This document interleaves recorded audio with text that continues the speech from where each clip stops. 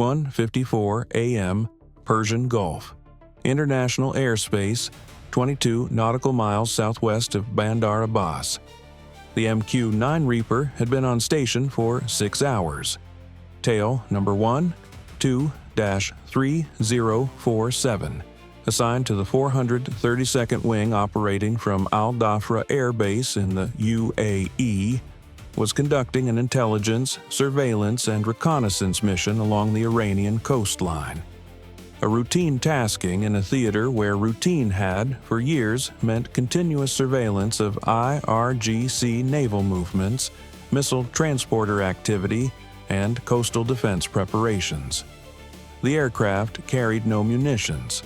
It carried sensors, an MTSB multispectral targeting system, a synthetic aperture radar, and a signals intelligence collection suite that had, over 6 hours, cataloged 17 separate IRGC radar emissions, 3 coastal patrol vessel movements, and the activation sequence of a previously uncharacterized communications relay node near Bandar Abbas. That data was what the IRGC wanted.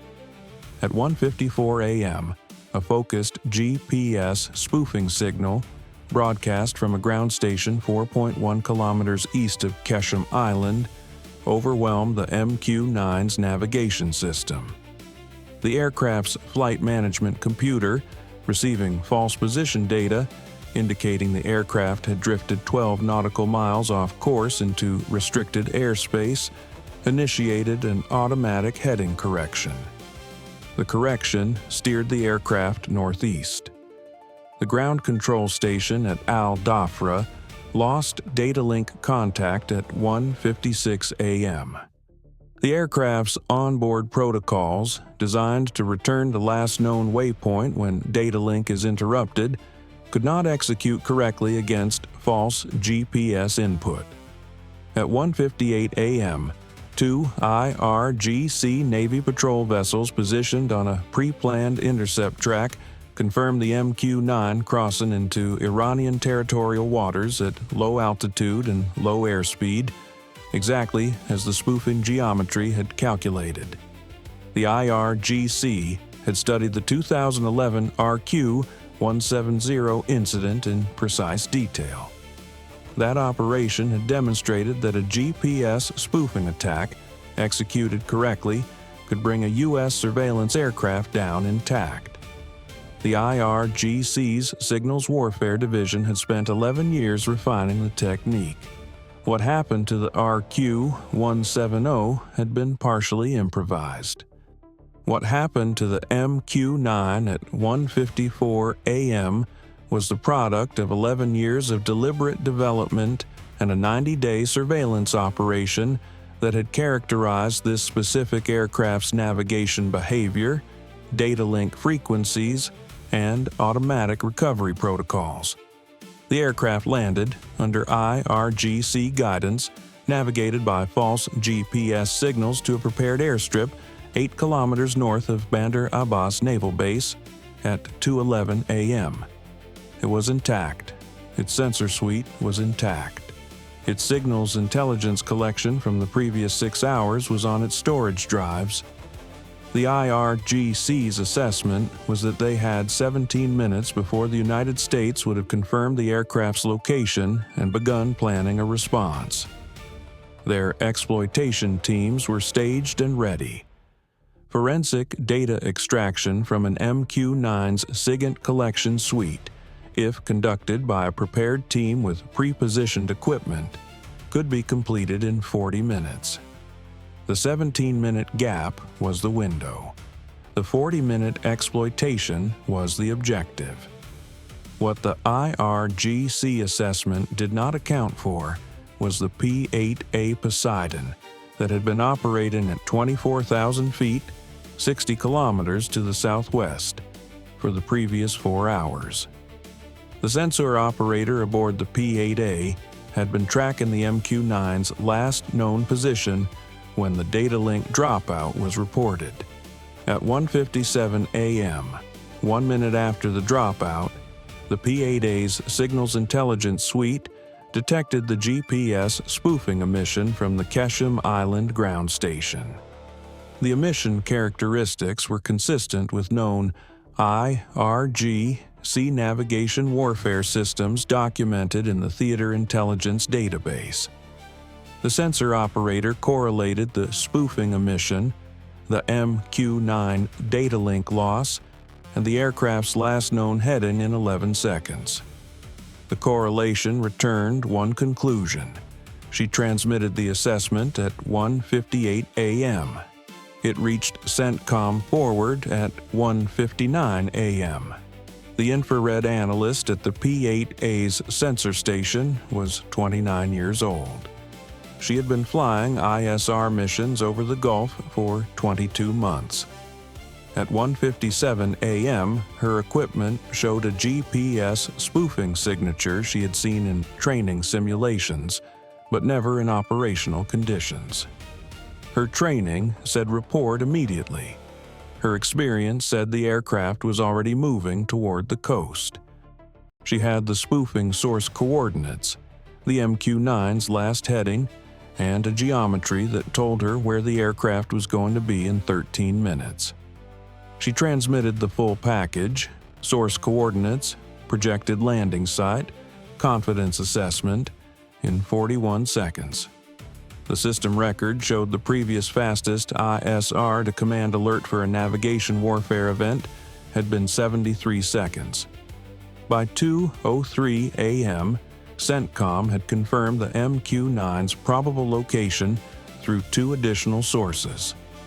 A signals intelligence satellite passing overhead had detected a focused navigation signal consistent with aircraft approach guidance broadcast from a site matching the P-8A's projected coordinates, and a Global Hawk operating at 52,000 feet had acquired thermal imagery of what appeared to be an unmanned aircraft on a prepared strip north of Bandar Abbas. The imagery resolution at 52,000 feet in low-light conditions was not sufficient for positive identification. It was sufficient for authorization.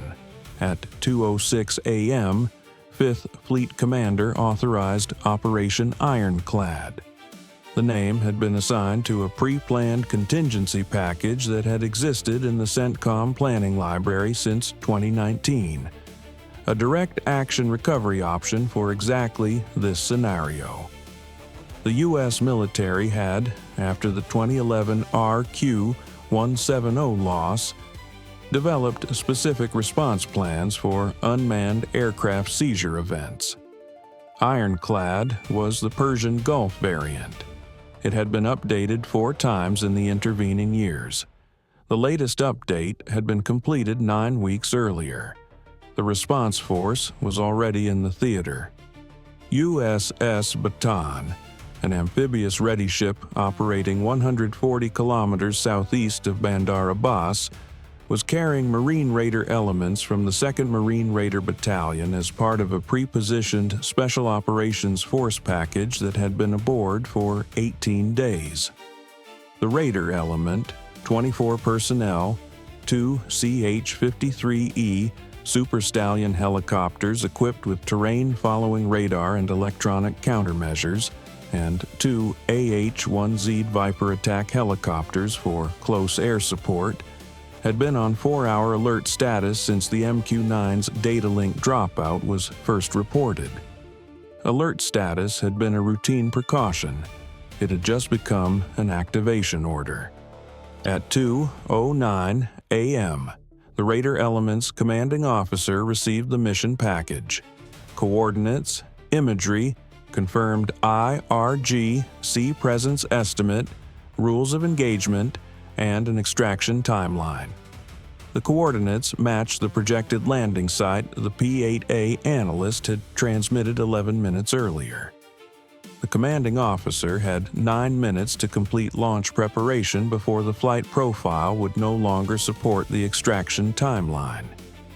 He launched in 7. The 4-helicopter package departed USS Bataan at 2:16 a.m., flying nap of the Earth at 60 meters above the Gulf surface. The CH-53Es carried the Raider recovery element. The AH-1Zs flew flanking cover. The flight profile was designed to remain below the coverage envelope of the Bandar Abbas coastal radar network, a profile that had been wargamed against the known Iranian air defense geometry and validated as viable for a window of approximately 42 minutes before the IRGC's mobile radar assets could be repositioned to cover the approach corridor. The flight time from USS Bataan to the target site was 19 minutes. By 2:16 a.m., the moment the helicopters lifted, the electronic warfare architecture supporting the operation had already been active for 7 minutes. At 2:09 a.m., two EA-18G Growlers from USS Carl Vinson's air wing had launched on a suppression track that positioned them 80 kilometers southwest of Bandar Abbas, outside Iranian territorial airspace, inside effective jamming range of the IRGC's primary radar net covering the approach corridor. The Growlers' ALQ-99 jamming systems were tasked against 3 specific radar frequencies: the Bandar Abbas approach control radar, the IRGC coastal surveillance radar covering the western approach sector, and the fire control radar for the SA-15 Gauntlet battery positioned 12 kilometers north of the airstrip. The SA-15 was the primary threat to the helicopter package. Its engagement envelope covered the exact approach corridor the CH-53Es would use. The Growler jamming degraded the SA-15's fire control radar to approximately 40% effectiveness. That margin was not zero. The Raider element's planning accepted a residual risk from the SA-15 and assigned it to the AH-1Z escort, which carried AGM-114 Hellfire missiles with a standoff range sufficient to engage the SA-15 launcher before it could achieve a firing solution on the CH-53EEs if the radar burned through the jamming. At 2:19 a.m., USCYBERCOM activated a targeted intrusion against the IRGC signals network node at Bandar Abbas Naval Base, the communications hub through which the exploitation team at the airstrip was transmitting preliminary data back to the IRGC Technical Intelligence Center in Tehran. The intrusion did not shut down the network. It injected a 23-second delay into all outbound data transmissions while simultaneously generating false status traffic, indicating the exploitation was proceeding normally. 23 seconds, repeated every 4 minutes, was enough to prevent the Tehran Center from recognizing that data transmission had been interrupted. The exploitation team at the airstrip, working against their 40-minute timeline, did not notice the delay. They were not designed to notice it. The delay was invisible at their end. The MQ-9 had been on the ground for 22 minutes when the helicopters crossed the Iranian coastline. At 2:33 a.m., the CH-53Es and AH-1Zs crossed into Iranian territorial airspace at 40 meters above the coastline, navigating a gap in the radar coverage that the Growlers had confirmed was active. The IRGC coastal patrol boat positioned 3.4 kilometers to the north did not detect the crossing.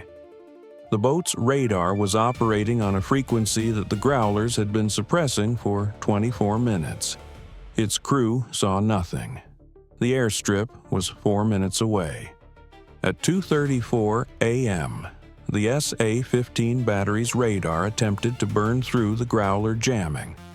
It achieved partial track acquisition on one CH-53E for 4.1 seconds, enough to generate a targeting solution for one engagement.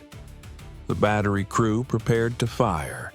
The lead AH-1Z detected the radar emission change at 2:34 a.m. and 17 seconds.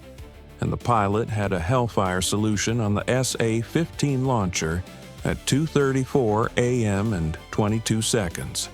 He did not fire. The rules of engagement required confirmation that the SA-15 had achieved a firing solution on a U.S. aircraft before kinetic engagement was authorized. The SA-15 crew had the solution. They had not yet fired. The 5-second window between solution and launch authority was the most expensive 5 seconds of the operation. At 2:34 a.m. and 26 seconds, the SA-15 crew lost radar lock. The Growlers had shifted jamming frequency in response to the burn-through attempt, an adaptive jamming protocol that had been specifically designed for this engagement geometry. The SA-15 radar cycled, reacquired, lost lock again. The CH-53Es were through its engagement basket before it could stabilize a track. The IH-1Z pilot released his breath. He had held it for 9 seconds. The helicopters reached the airstrip at 2:37 a.m. The IRGC exploitation team at the site consisted of 11 personnel, a signals intelligence extraction unit, not a combat element. They had been told the site was secured by a perimeter of IRGC ground forces positioned 800 meters out. That perimeter consisted of 1 vehicle checkpoint on the northern access road and 2 foot patrols covering the eastern approach. It was a perimeter designed to prevent unauthorized access from Iranian civilians and local security forces, not to resist a direct action raid. The first CH-53E landed 40 meters from the MQ-9 at 2:37 a.m. The second CH-53E landed on the opposite side of the airstrip, establishing a blocking position on the southern approach. The Raider element was on the ground in 11 seconds. The IRGC exploitation team, confronted with 24 personnel in full kit with night vision and suppressed weapons, did not resist. The perimeter checkpoint vehicle attempted to move toward the airstrip. An AH-1Z established a hover between the vehicle and the strip at 2:38 a.m. The vehicle stopped. The MQ-9 had been on the ground for 46 minutes. The Raider team's lead technician reached the aircraft at 2:38 a.m. and performed a 90-second assessment. The sensor suite was intact. The SIGINT storage drives were intact. The cyber delay had prevented the exploitation team from completing their data transfer. The exploitation team's equipment showed a 34% data extraction completion rate. 66% of the collection remained on the aircraft's drives. At 2:39 a.m., the lead technician transmitted one word to the commanding officer: recoverable. The aircraft could not be flown out. Its navigation system had been compromised by the spoofing attack and would require ground maintenance before flight. The extraction plan had anticipated this. Attached to the CH-53E's external hardpoints were 2 reinforced sling-load rigging assemblies, pre-positioned for exactly this configuration. The MQ-9's 4,700-pound maximum takeoff weight was within the CH-53E's 36,000-pound sling-load capacity with significant margin. The rigging took 4 minutes and 20 seconds. At 2:43 a.m., the first CH-53E lifted with the MQ-9 suspended beneath it. The Raider element had been on the ground for 6 minutes and 12 seconds. As the second CH-53E lifted with the recovery team aboard, the lead technician completed one additional task. The MQ-9's onboard systems included a classified communications encryption module whose physical recovery was assessed as equally important as the aircraft itself. The module was removed and secured in a personal equipment bag in 8 seconds. The aircraft, without its encryption module, retained intelligence value for its sensor suite and airframe construction. With the module gone, its cryptographic value was 0. The IRGC exploitation team watched the helicopters lift. They had no communications. The cyber operation had shifted from delay to full suppression at 2:37 a.m., precisely when the helicopters landed. The team leader attempted to reach Bandar Abbas Naval Base on a backup radio. The transmission was received. The response was not. The jamming architecture had been expanded to cover the backup frequency at 2:36 a.m., 1 minute before the raid began. The first notification the IRGC Naval Headquarters received that something had gone wrong came from the perimeter checkpoint vehicle, which used a civilian mobile phone to reach a duty officer at 2:49 a.m., 6 minutes after the helicopters had already crossed back into international airspace. The return flight was 19 minutes. The CH-53E, carrying the MQ-9, crossed back into international airspace at 2:44 a.m., 3 minutes after lifting.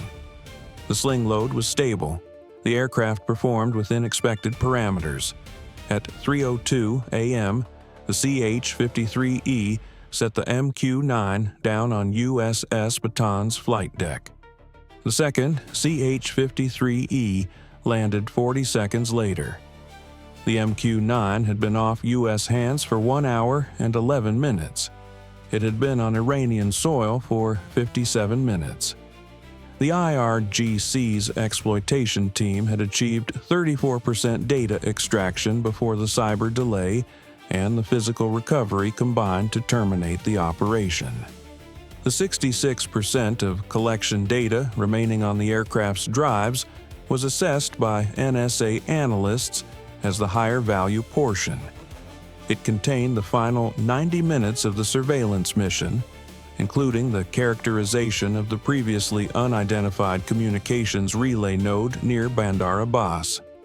That data was transmitted to NSA Fort Meade at 3:47 a.m. for exploitation. The P-8A spoofing source coordinates, transmitted by the analyst at 1:58 a.m., had identified the GPS warfare ground station on Qeshm Island. At 3:15 a.m., 2 Tomahawk cruise missiles launched from USS Sterett impacted the ground station. The facility had been assessed as the primary active GPS spoofing node in the Persian Gulf theater. Its elimination was not a punitive measure. It was a doctrinal requirement. A capability that had been used operationally had to be rendered inoperable before it could be used again. The cost of leaving it operational was another MQ-9. The Tomahawks cost $4.2 million combined. The ground station replacement cost, based on known IRGC procurement patterns for electronic warfare infrastructure, was estimated at $180 million and a minimum of 3 years of reconstruction. By 3:19 a.m., 88 minutes after the MQ-9's datalink dropout, the operation was complete. The aircraft was aboard USS Bataan. The encryption module was in a secure container. The GPS spoofing station was rendered inoperable. The IRGC's exploitation had been terminated at 34%. The Raider element's commanding officer sat in the ship's Combat Operations Center as the initial assessment was being compiled. He looked at the mission clock. Ground time, 6 minutes, 12 seconds. He had been given a 9-minute window by the flight profile. He had used 6. He entered the time in his debrief log and moved on to the equipment accounting. All 24 personnel present for duty. Both CH-53Es flight ready. Both AH-1Zs returning to Carl Vinson with full weapons load, no ordnance expended. The SA-15 battery had not fired. The perimeter checkpoint had not fired. The exploitation team had not resisted. a zero-shot recovery. He noted that too. In the 5th Fleet Operations Center at Bahrain, the watch team updated the operational log at 3:22 a.m. The log entry read MQ-9 tail number 1 2-3047 recovered intact. SIGINT collection suite recovered with 66% of mission data intact. Encryption module recovered. GPS spoofing node at Qeshm Island rendered inoperable. Estimated IRGC exploitation data obtained. 34% of collection. Estimated intelligence value of recovered data. Assessed as significant. IRGC GPS warfare program operational status. Degraded pending node reconstruction. The MQ-9 had a hydraulic line that had been stressed during the sling load operation. It would require 3 days of maintenance before returning to flight status. The 3-day repair timeline was the longest operational consequence of the entire event. Time from datalink dropout to recovery completion, 88 minutes. Time MQ-9 on Iranian soil, 57 minutes. Time Raider element on Iranian soil, 6 minutes, 12 seconds. IRGC data extraction achieved, 34%. U.S. data retained, 66%. U.S. personnel, all recovered. U.S. ordnance expended. 2 Tomahawks, GPS spoofing node rendered inoperable. IRGC GPS warfare node replacement timeline, estimated 3 years. SA-15 battery, not engaged. U.S. aircraft lost, 0. MQ-9 status, recovered, repairable, 3 days to return to operations. The IRGC had spent 11 years developing a capability designed to take a U.S. surveillance asset off the board and extract its intelligence value intact. The operation had succeeded for 57 minutes. At minute 58, everything they had recovered was on a U.S. Navy ship heading back to international waters. 11 years of development, 57 minutes of possession, 34% of an exploitation objective. The mathematics were not in their favor. They had known, going in, that a direct action recovery was theoretically possible.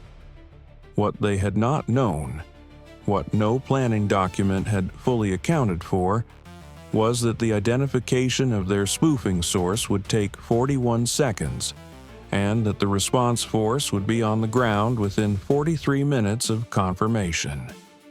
43 minutes. That was the gap between the IRGC's window and the actual timeline. They had needed 40 minutes of uncontested exploitation. They had received 31.